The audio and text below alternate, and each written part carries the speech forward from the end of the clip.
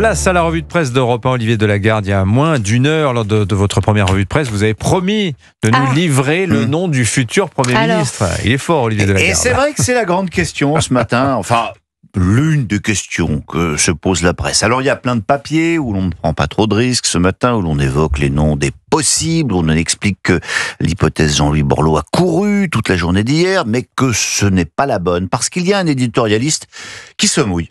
Guillaume Tabar, généralement bien informé, il affirme dans le Figaro que ce sera Sébastien Lecornu. Voilà. D'accord. Le Premier ministre démissionnaire a probablement définitivement emporté la décision lors du 20h de France 2, explique-t-il. Lecornu a frappé les esprits par un alliage de calme, de lucidité et de sens de l'intérêt général contrastant avec l'hystérie et les mesquineries ambiantes. Est-ce suffisant pour rester à son poste ? Eh bien, à quelques jours de l'échéance, cela resterait le souhait du président de la République, affirme Tabar, quand bien même le contexte politique plaiderait pour une remise à zéro, une vraie rupture. À des visiteurs de dernière heure, il a fait remarquer que Lecornu n'avait subi aucun vote contraire à l'Assemblée nationale, c'est vrai. Oui, en 18 jours, c'est vrai. Dans le Parisien aujourd'hui en France, Thomas Soulier, qui lui aussi a généralement de bonnes infos, estime aussi que la piste est ce matin la plus sérieuse. Aux yeux des Français, il apparaît comme normal, pas arrogant. Dans un sondage Ellab pour les Échos, sa cote de confiance a bondu de 11 points. Alors, un conseiller ministériel interrogé par le journal douche un peu les enthousiasmes. Les faits seraient dévastateurs dans l'opinion, affirme-t-il. En tout cas, le secrétaire général de l'Élysée est déjà à la manœuvre, affirme Soulier. Il s'active à débaucher quelques hauts fonctionnaires.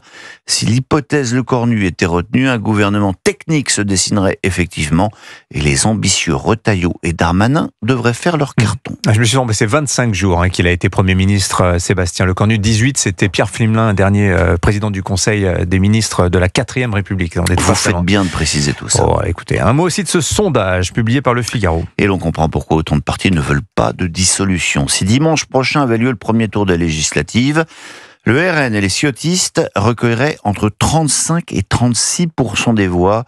Le parti de Marine Le Pen à un tel niveau, c'est du jamais vu. Le NFP, Nouveau Front Populaire, dans sa globalité, lui, ne serait qu'à 24%, 27% s'il se présentait en ordre dispersé. Les Républicains sont crédités de 11 à 12% et le bloc macroniste ne recueillerait plus que 14-13% des voix. Sinon, l'actualité, c'est bien sûr et avant tout la situation au Proche-Orient avec cet immense espoir de paix qui semble se concrétiser. Paix à Gaza, les raisons d'y croire, titre l'opinion.